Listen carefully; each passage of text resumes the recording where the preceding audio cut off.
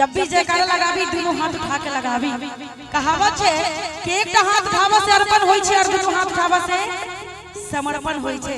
त किछ काल ई मोहमाया के दुनिया के छोड़ के हुनक दरबार में अर्पित करे समर्पित करे सौ हृदय सब गोटे एक बेर दोनों हाथ उठा के हाजिरी लगाबी। प्रेम से बाजू काली मैया की। जिनका भगवती एक हाथ देने छथिन एक हाथ उठाब, जिनका दोनों हाथ सुरक्षित देने छथिन दोनों हाथ उठाब, जिनका हाथ नहीं सरकार हुनका लेल कोनो बात नहीं। जिनका भगवती हाथ देने छथिन दोनों हाथ उठा के प्रेम से बाजू जगत जननी जगदम्बा की। हेलो छठ आबि रहली है, कतो देखली जो पुरुष हाथ उठबै छै या छठ में पुरुष हाथ नहीं उठबै छथिन? उठबै छै यौ कि ठाढ़ ही दै छै ने बेसी से बेसी। अपना पार्टी से एक बार हाथ उठवा ले। हमर पार्टी एकदम हाथ उठा के तैयार छथिन। कनी हमर पार्टी के लोग सब एक बार दोनों हाथ उठा लियो त सीधे सीधे उठा लेबे।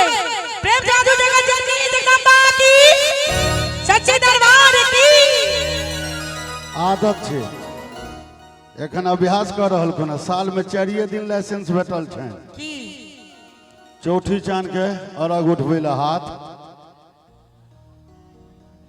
आ छठ में दोनों साँझ हाथ उठाओ।